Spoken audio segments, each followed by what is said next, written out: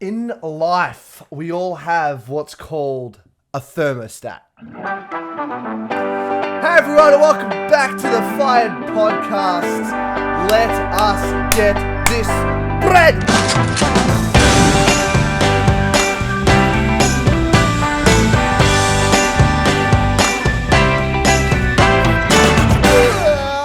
Welcome back to the fucking podcast, everyone. I'm jacked up, I'm fired, I'm ready to go. And today, after today's episode, you're going to be fired as well. If you're tuning in on the video, you will notice a slightly different setup. Let me know what you freaking think in the comments below. Goodness me, guys. Goodness me. Every week it always feels like a million years since I last hit record on the microphone. But every week we're back. We're doing it again. It's good times. In life, we live by what we call spectrums or thermostats. Let me explain. This was first presented to me by one of my mentors, Lewis Mocker. He spoke about it from the point of view of your finances. And he said, everybody has a thermostat. You have a thermostat for your finances. You have a floor and you have a ceiling. If you go below your floor, right? So this is a range. Think of a thermostat or a dial, right? Or a percentage bar, right? If you go below the floor of your finances, you start feeling like you're broke, or if you get close to that floor, you're going to be like, okay, I don't have a lot of money, and you're going to be super tight. You're going to turn off all the taps, right?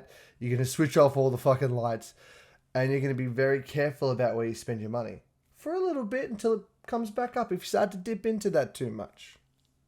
Similarly a lot, because I think everyone's kind of like, that's a pretty basic concept. What people forget about though is there's also a ceiling, right? So if you go above your ceiling of what you consider as a lot of money, you'll start splurging and chucking money around everywhere and all that kind of stuff, and you'll bring yourself back down, and you'll always approximate this sort of median situation. That's where you'll hang around most of the time, the sort of middle of that thermostat. And that's really cool to know. It's really cool to know where your floor is, where your ceiling is, and where you kind of generally hang out. And everyone will kind of hang everyone will kind of hang around there. Everyone will kind of have one of these. And what Lewis said in this video where he first describes all this, he says he can look at people's bank accounts and generally get a really good understanding of where their floor and their ceiling is just by looking at a few of their bank accounts, just having a quick browse. And he could actually nail it, towards like, within like $100 or a couple $100 of where the ceiling and the floor was. He'd be able to nail it just by looking at people's finances, like just looking at a few accounts, looking through like a monthly summary. So that's really cool. And it's good to know where all those sections are. Where's your floor? Where's your ceiling? It's good to know all those things. Okay. However, what Lewis went on to say in this is, if you understand that and know where that is, you can start to play around with that. You can change where those amounts sit. You can raise your floor. Because think about it. Imagine if you felt broke when you only had $200 in your bank account. You can't get too far with $200 these days. But imagine if your floor was 20 grand or 10 grand instead. Well, anything less than 10 grand in the account, I start to feel like a bit of a peasant, bit of a broke fuck. You need to start turning that shit back up.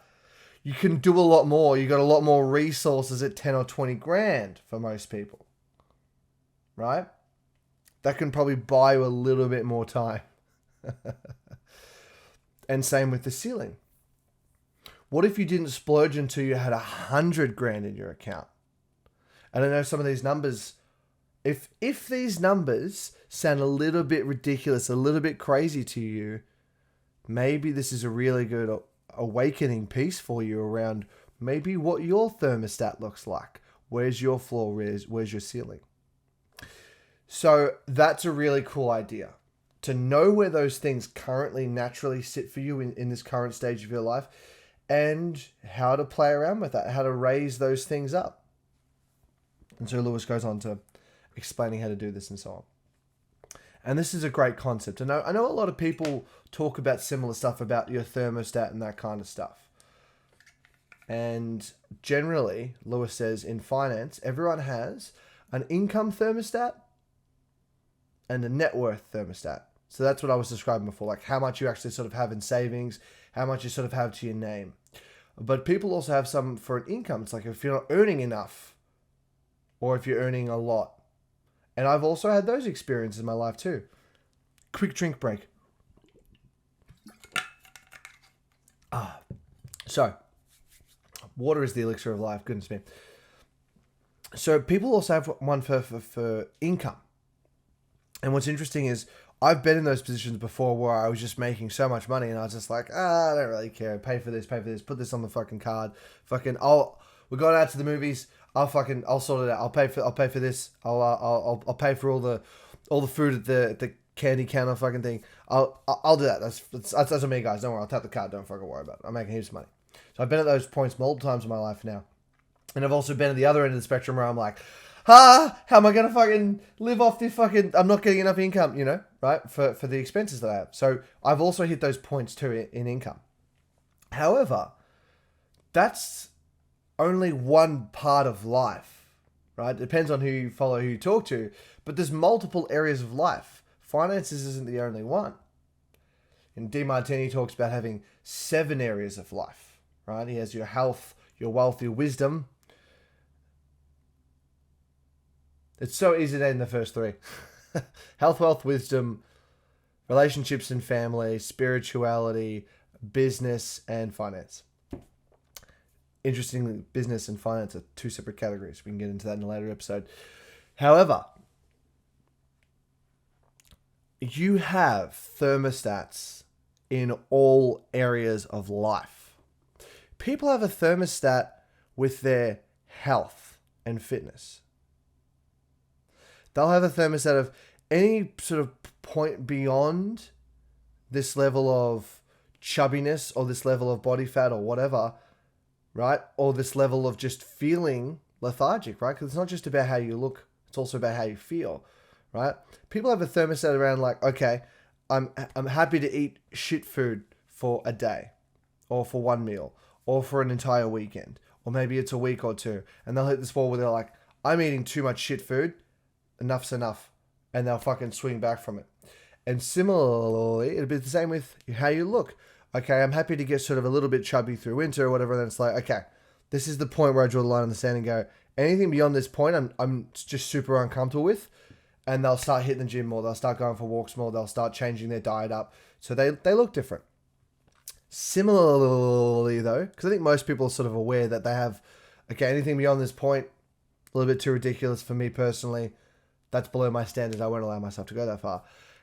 But do people realize that you also have a ceiling? Anything beyond a certain point, and you might have some fucked up weird belief systems going on in your brain.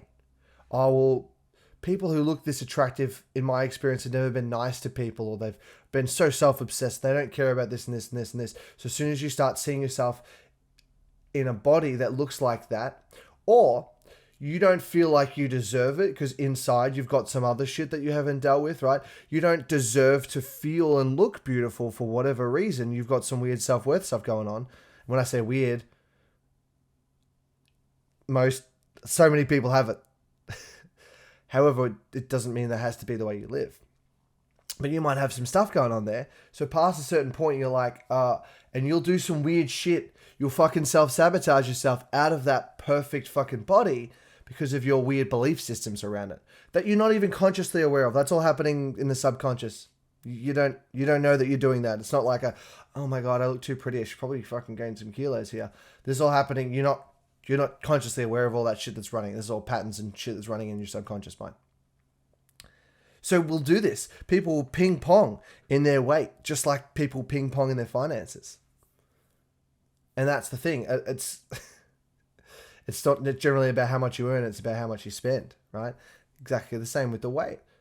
It's not just about how much you run, right? It could also be how much you put into your body or how little you put into your body.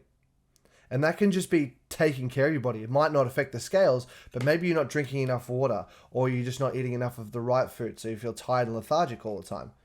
It'll be the same. I'm feeling too lethargic all the time, not feeling energetic enough. You'll eventually hit this point where you're like, something's wrong. I need to go and sort this out. I need to change my diet. I need to consult someone about it, whatever it might be. Oh, I'm smashing the water today because it's part of my thermostat. Literally, if I ever get a headache or my throat starts to feel suboptimal, I will just smash water. I don't take Panadol or anything for that kind of stuff. Water is my key to moving through those things. The same thing as a thermostat. My mouth can only get to a certain level of dryness before I'm like, I need water. So I have water on hand at all times for that reason. And so we have these thermostats in all areas of life. Okay? We will work hard to a certain extent, right? We will push the hours to a certain extent. And we can maintain that for a certain amount of time. And then we'll hit this wall of like, I don't have any more in me. And we probably do, but it's a conditioning piece, right? If you do 90-minute sprints or you do 60-minute sprints where you work hard for an hour and a half, the average person can maintain that pretty easily. But you can slowly build up your tolerance by adding an extra 5 or extra 10 minutes here. And then that becomes your new normal. It's the same thing. We can raise and control these thermostats.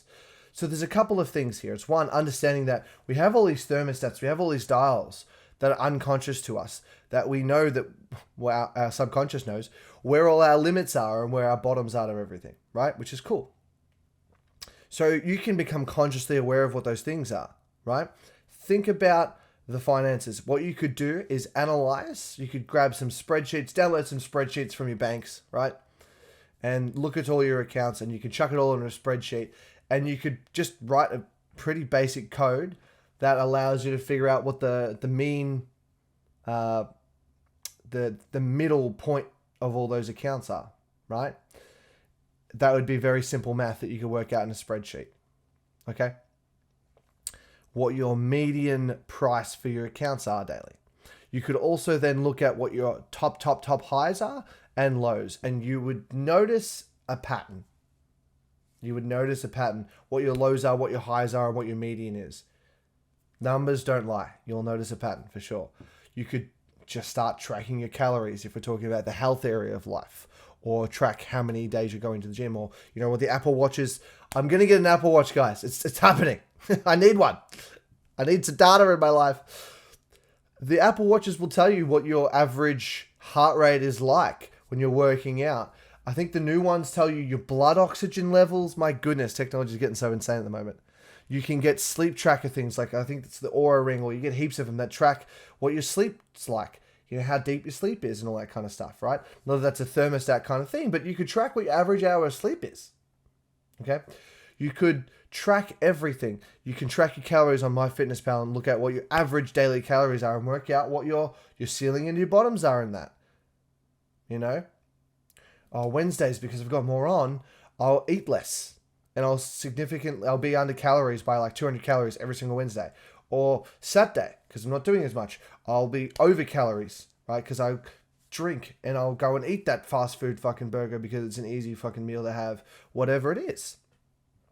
You don't have to change anything. You could just do all these things that are available to us and track the data and figure out what those things are for you. And then you can start to play around with it. Okay. All right, well, because I know that Wednesdays I'm always under calories, I'm going to grab an extra couple of protein bars. And that's the other thing. You can look at your macros and go, okay, I'm not just down by calories. I'm eating more carbs or whatever. And like I'm under my protein, and that's going to affect me in this and this and this way. And then my recovery, and then I'm not as strong at the gym the next day. And then I start feeling shit about my gym performance. And then I start to feel shit. And then look at that. The pattern I run, I then tend to eat more over the weekend because, one, I'm under calories for the week, and two, I'm just feeling more depressed because I'm not as happy with my fitness, and therefore I go and unconsciously do this fucking sabotage thing. Whatever it is, you can track all the things, and then you can start to add the pieces together and then make decisions around that and go, okay, I'm going to cook this extra thing. I'm going to do all my meal prepping on this day, so I've always got that extra food for Wednesday, you know, that extra quick protein bar or something that I can just quickly eat on the way to make sure I'm not, whatever it is. And you can start to make decisions around that. And then you can change these dials, right? I don't know, you guys probably can't see this on the video, but over here I have this rack system and I've got all these dials and I use them. Okay, when I'm dialing in a guitar tone, you guys can see all these guitars I've got around my room. I'm dialing in this guitar tone, I'm sitting there and I'm playing and I'm like, okay, I'm getting too much, there's too much high end and I'll dial that back. Okay, there's a little bit flubby. Okay, I'm going to tighten up that low end a little bit, you know. I'm not getting enough crunch. Okay, we need to add some mids here. And then this, okay, it's a little bit too muddy. All right, I'm going to back off how much distortion I've got, you know. All these different bits and pieces. And it's not like one size fits all. Depending on what song I'm playing or what style of music I'm playing or what day it is, I might want to change those dials. Okay? As a guitarist, as a musician, you learn to flick the dials until you get, quote unquote, the perfect piece, because the perfect thing doesn't exist. As a guitarist, and famous guitarists will tell you this, every night they might tweak or dial something differently, you know? Every single night that they perform, they might tweak. Everything's different. So it's exactly the same. And I'm not saying you need to track every single fucking thing that you do, but just start with one thing. What's the biggest piece for you? Is it your health? Fucking track some shit. Track some shit. Figure out where you're at. Then you can start going, okay, well then now I can increase. That's the other thing. Stuff like the MyFitnessPal. This isn't not sponsored. But it will tell you as well, it takes out your workouts, right? Especially, once again, if you get the Apple Watch. Connectivity, right? I need to get an Apple Watch. It'll tell you all these things and all the calories you've done, and it'll take that away from your thing. It goes, you've worked out more today. You get extra calories, motherfucker. You get extra calories. So it's the same thing. You can use this information. Work out whatever the biggest piece is for you right now. Is it your fucking finances getting back on track? Working out where your floor is. And raising that up. Raise your self-worth. Have floats in your accounts. And go, okay, if shit gets below $2,000 in this account, I'm going to start to feel fucking like a broke little bitch. If you just went from $200 to $2,000, the quality of your financial life is going to increase dramatically. What's that, like a 200%? No, 10. I'm not good with numbers. That's why I do all the spreadsheets and get the numbers to talk to me. But when else can you, like, what is that, like 100x, 1000x? When else can you, like, turn that shit up? Yeah, 200 to $2,000, it's an extra zero, right? So it's 10x. There you go. Fucking Grant Cardone. 10x, bitch. Oh, goodness me. But if that's the most important area of life, you could 10x the fuck out of that shit. And it actually wouldn't be that hard. One key that I did, because I did this a while back, a few months ago, when my mentor, Tom Clark, said to me, it was said to everyone in our group, look at your finances more, do the floats, figure out what those amounts are for you and whatever, and automate shit. And so I started automating all my shit, right? So when I get pay come in, it automates and goes, okay, we're going to and put it all to these accounts and we're going to do, right? And it does all this automation for me. So before that, I had to manually put it over and I'm like, oh, okay, well, I've got this bill coming up this week and I've got this thing. So I'll only put this much in my savings. It'll be the last thing that I did. Whereas now all that shit happens first. All the things go to whatever accounts they need to go for, all the direct debits and all the bullshit. And then all the savings go in as well at the same time. So the savings is consistent every week. And I also have accounts that are like fun spending accounts. So even if I am saving, I still get these accounts. It's like, this is money that I get to use for fun. I'll spend it on, going and getting alcohol for the weekend. If we have got friends coming over, or I'll spend it on food and snacks and maybe go out for a nice meal. I'll spend it on the movies this week, giving myself that fun. I'll spend it on putting extra petrol in my car because I'm going to drive out and go for a big hike somewhere. I'm going to use it for buying a fucking new video game or something. Okay, and I have those fun accounts, and so I always have this build up of fun, right? Because it starts out very low. I think it's only like $20 or $40 a week or something, but then it builds up over time. You're like, man, I've got $300 here that I can go and spend on this fucking I don't know, some fucking gymnastics experience. I don't fucking know how much that shit costs. Whatever it is, I'm going to take a friend out, take a girl out and do this fun. Whatever it is, I'm going to go paintballing and $300 is going to allow me to get extra rounds and I'm going to shoot every motherfucker. Okay? But the savings is still there. And then eventually it's like, man, I got fucking $2,000 in this fucking savings account and I didn't even know I was saving money. It was just automatically happening for me. That shit will raise your fucking floors up. Okay? But it's also a self-worth thing. If I have then $2,000 in this account and I don't think I'm worth very much and I've got too much money and I feel like I have weird belief systems around money or something, or it's like, oh, I watched cartoons as a kid and the evil guy always had money. Whatever it is, I'm going to fucking do some weird self-sabotaging shit and I'm going to invent an expense, okay, that I'm going to have to fucking fork out $2,000 on to get rid of the money. So you got to raise the self-worth as well. You got to be able to figure out what these unconscious patterns are. One way is the data. Okay, there are a lot of other ways in coaching that I do. You can ask specific questions, okay, that give people a really good indication, that give you a really good indication as the coach where people are at with a lot of these things. You can find out how they're running subconscious patterns, so you can just figure that shit out and go, okay, cool, this is what this is. You could ask certain questions. This is crazy, guys. You could ask certain questions, and just by how someone answers certain questions, right? How they answer the question, not even the answer itself, but even just sometimes how they answer the question, you can sometimes figure out what their thermostats are, even in their finance. Even if you're asking questions unrelated to their finance, it is crazy when you start getting into NLP and stuff like that. So, part 1. What's the most important area of life that you want to focus on right now? 2.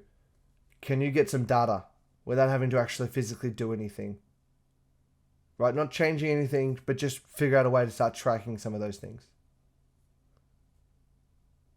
Even if you just write up a spreadsheet, just a very basic spreadsheet, and every day you just look at the amount in all your accounts, all your bank accounts, and stick it into a spreadsheet. You'll start to recognize patterns very quickly.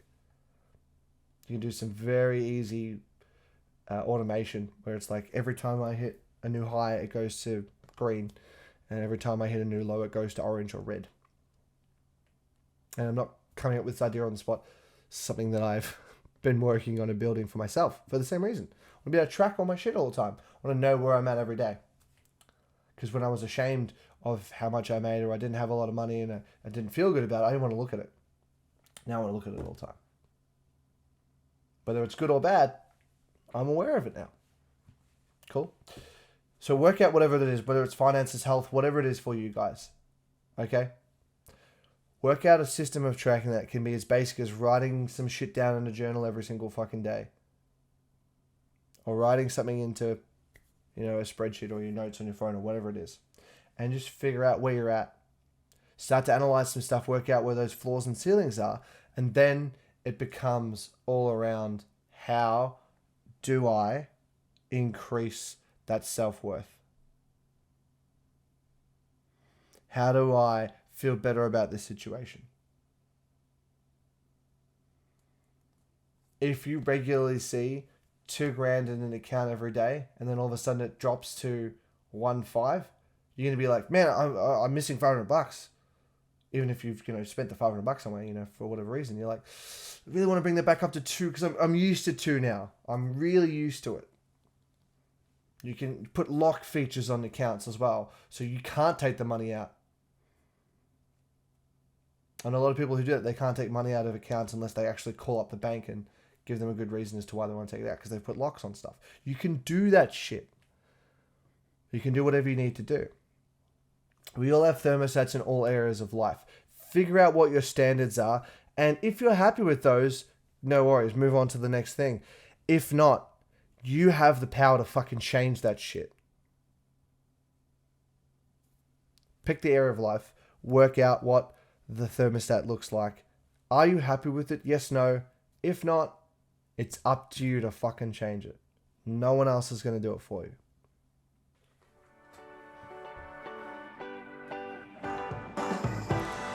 Thanks for tuning into the Fired Podcast. I hope you got a lot of value out of this lesson. and I'll see you guys in the next episode. Peace!